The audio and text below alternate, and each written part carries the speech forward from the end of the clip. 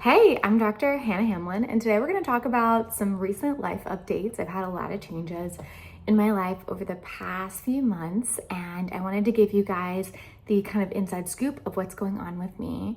I know that when I'm learning from someone, I really like to know more about their life. I think it helps me have a picture of who they are, what they're doing with their life, and somehow that allows me to build trust. I also feel like there have been times in my life where I'm really curious about the behind the scenes, what it actually looks to live with these principles that someone's teaching. So we're gonna get vulnerable today and a little bit more personal than some of my educational videos. My first update is that I got married in the middle of October this year to Jordan, my now husband, and we had an awesome wedding in my parents' backyard. And I am going through the process of changing my name. We just got our marriage license in, so I am about to get started with that. My new last name will be Parr, P-A-R-R. So I'll be Dr. Hannah Parr in the future. So you'll see changes there on my socials. The process of changing your name as a physician is intense. It could take anywhere from a month to 12 months based on what I've researched. There's just a lot of paperwork coming my way with that, but I'm so excited to be a Parr. It was really important to me that Jordan and I had the same last name, and I'm really honored to take it. The next update is really looking at how I'm shifting my mission with the type of information that I'm educating people about. I've decided that although type 1 diabetes has been so close on my heart, that I'm gonna start posting and talking about things that are helpful for people with overall health, not just health related to type 1 diabetes, because when we take a step back looking at our lives, type 1 diabetes is a part of that, right? It's an important part of our health, but overall health habits, understanding how to take care of ourselves as a human, not just as a person with type 1 diabetes, is so important. And I feel like that better encompasses who I am and how I live. In my personal life, type 1 diabetes is really just a small part of what I think about throughout the day, how I set up my life. So much of my life is set up around health habits that I would have regardless of having type 1 diabetes. And that comes from the training that I've gotten with my bachelor's in nutrition, or my integrative functional medicine training, or my training through medical school. I've really shaped my lifestyle to fit the type of health that I want to have now and in the future.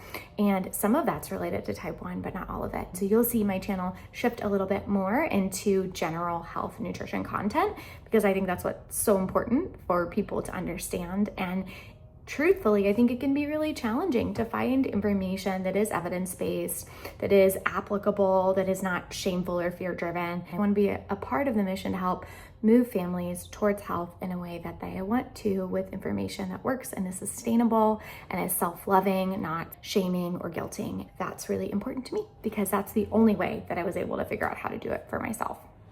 The next thing I want to talk about is health insurance. So now that Jordan and I are married, I'm switching from my Healthcare.gov or Obamacare insurance plan that I've been purchasing to getting on Jordan's insurance, and he works for the state of Texas. So the insurance that I have is available to all the state workers throughout the state. So it's a pretty big insurance plan. And it was really interesting learning about the state of insurance options today and really looking at what's available out there. I want to talk to you guys a little bit about that process, because it was really eye-opening for me. There's been a lot in the media lately about insurance premiums rising. And personally, I've seen that throughout my career. However, my opportunities for insurance have changed from big hospital employment plans to purchasing it on my own through Healthcare.gov, through smaller employment plans, and now through the state of Texas plans. And so I have seen my premiums, my monthly payment, increase over time. However, I've had a lot of changes. And so personally, I think this N=1 data isn't a great picture of what's going on nationally. I think that there are a lot of things, and from my research, a lot of reasons that these premiums are increasing. But I want to give you one real life example of what that's looked like for someone with type 1 diabetes who relies heavily on their health insurance, and what that looks like for me today. And I'm going to be real specific with numbers, because I think that's helpful to know what's happening here in the United States. So my previous health insurance plan was through Obamacare or Healthcare.gov, and it was a plan that I purchased and did not receive any government subsidies for. So because of my income level, I paid for the entire plan. There wasn't a portion of that plan that was paid by the government. And that premium was about $380 per month. So $380 a month I would pay. And then I would pay copays for my doctor's appointments on top of that.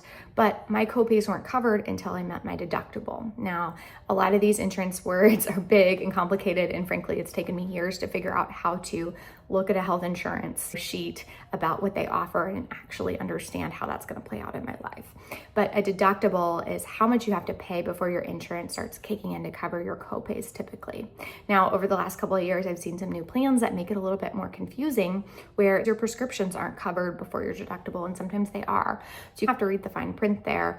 I found that calling and talking to the plan and asking questions doesn't always play out as accurate. So that's something I think I learned the hard way, was trusting the person I asked questions on the phone versus the fine print.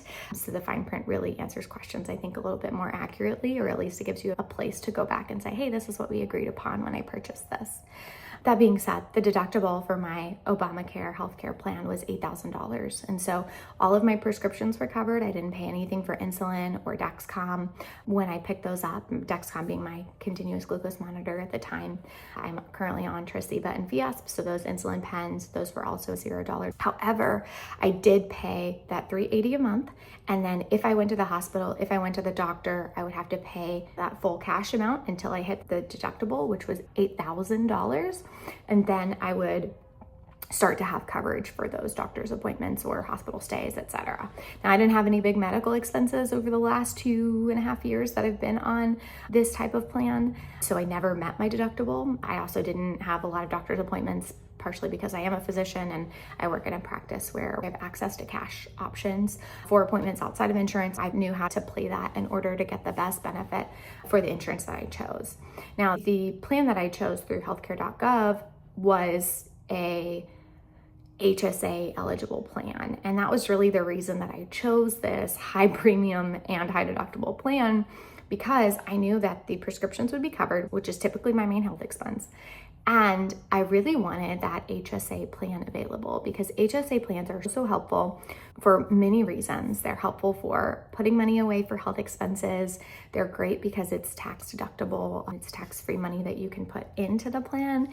And it's really nice that you can actually invest that plan and then have tax-free growth on the investments that you get. I've personally chosen to do an HSA long-term hold, which is a financial kind of investment strategy where I will put money into my HSA every year, and I'll actually use regular cash from my checking account to pay for my diabetes expenses and my healthcare expenses. And then I will invest that HSA account and I will let it grow over decades in order to use that money in the future for health expenses, like my own health retirement kind of system I'm setting up here.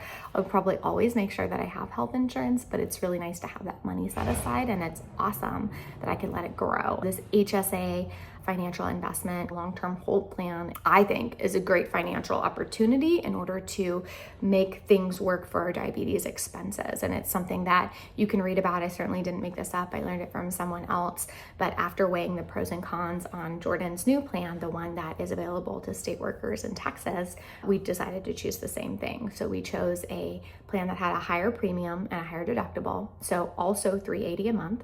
So it's interesting going from my Obamacare Healthcare.gov choices that were non-subsidized to the spouse state employee of Texas plan. I was able to pay the same amount monthly. The difference though was that Jordan's plan, the new plan for the state, had a lower deductible. So we're looking at a $2,000 deductible instead of an $8,000 deductible, which is a great peace of mind if I'm ever going to the hospital or I need a procedure, if I need to get my wisdom teeth taken out or something going on, it will be a lot less cash. And the plan through the state is also an HSA eligible plan. And so that's really helpful because we'll be able to do that same HSA max long-term hold investment strategy in order to invest in our health in the future. I found it really interesting. We hear about state government benefits being strong in Texas. That's at least what I had heard just through word of mouth. And I was assuming that the plan would actually be less per month that we would have available, but both options through the state were very close to what I was currently paying through Healthcare.gov. And it makes me realize that the plan that I was on, which I thought was pretty expensive through Healthcare.gov actually wasn't as expensive as I thought. Now, arguably it is much better to have that lower deductible through the state plan. So I do consider it as an upgrade and I'm excited about that. But I also found that it wasn't that different as far as annual costs for me. It probably won't change the amount that I'm spending on my healthcare annually in a huge way. I think that's really interesting and it gives us opportunities. Now, what will happen in the future with premium changes, I have no idea. But that's where we are today. That's what I'm currently experiencing. And I'm also very excited because I am planning to start the new Twiist Insulin Pump by Sequel. I plan to start that by the end of the year, and it is a limited launch. They are just starting to roll it out, but that's a pump that I've really been looking forward to coming out. I love that the algorithm was based on Tidebowl, which is a group of people with type 1 diabetes or family members with type 1 diabetes that got together to create this algorithm that's really customizable, but also has all the automated features that we would want to take some of the stress off of decision making or constantly checking in for our blood sugars. And so I'm super excited to start that, and I'll absolutely be talking to you guys about it despite my direction towards more general prevention for health. And so with that Twiist pump, just be looking out for more. What's great about the Twiist pump, and I confirmed this yesterday, now at least for the state of Texas, I can't speak for across the country. I would assume it's the same, however, that the Twiist pump is going through the pharmaceutical benefit only at this time. Now that may change, but what it means is you don't have to pay a large chunk of money just to get the pump, and then you pay prescription price for the insets or cartridges or different things every month. Instead, everything goes through the pharmaceutical benefit. So for me, with this new plan, $380 a month, $2,000 deductible, I'll be able to get on the Twiist pump without having to touch my deductible and having to pay that out at the $2,000 max and then start the pump. Instead, I'll be able to start through the pharmacy and paying what I would every month to pick it up. And that's so great that Twiist has chosen to do that because it really makes it more accessible. This is a similar approach to what Omnipod has done. And what's really nice about this from a consumer perspective is that I can, with my health insurance, I can try Omnipod. With my health insurance, I can try the Twiist. I can go back and forth without having to have that massive $100 or even $1,000 financial investment in order to try it because of the way it's built through the insurance. And that gives us flexibility, and it gives us the chance to try more technology if we need to, if what we initially picked didn't work for us. And I just love that it's becoming more affordable that way. And I credit that decision to Twiist and Sequel who set this up because they didn't have to set it up that way. I would assume that it's probably not as financially profitable for them to do it this way, but it definitely puts the decision in the hands of the person with diabetes, not in their financial setup or what insurance plan they picked, et cetera, et cetera. And so I am super excited to learn more as I get started with that. Picking a health insurance plan for me has been incredibly stressful in the past, and it took me years after my medical training to actually learn the words I needed to understand in order to interpret how this would play out for my finances in the future. And so this is really important because picking a plan that's not the best fit for us out of what is available for us can have huge financial impact when we have type 1 diabetes. I think it's really hard to know, and often we do a lot of guessing, or at least that's what I did before I figured it out. And I feel confident with my choice this time around, but it took me hours probably to evaluate the difference between the two options through the state of Texas plans. I sat down probably for 3 or 4 hours looking things up, reading the fine print, trying to figure out what would be best for us financially and give me the opportunity to get on the technology that I wanted to at a cost that worked for us. And so if you have questions about that, I'm happy to do a deep dive video and really look through and discuss how I do that, because I think it's important to have the best knowledge that we need to make the right decision for our families. Those are my big life updates. We've had a lot of people ask us, are we moving? Are we changing our life up? And we are going to be in Austin for the foreseeable future, which I'm excited about. I'm becoming to love Austin as a city, and I really like what it has to offer as far as the green space that it has throughout. If you haven't already, I'd love for you to like and subscribe. That makes a big difference as I share information about health and type 1 with the world. Comments make a big difference for me too, and I always answer 100% of those personally.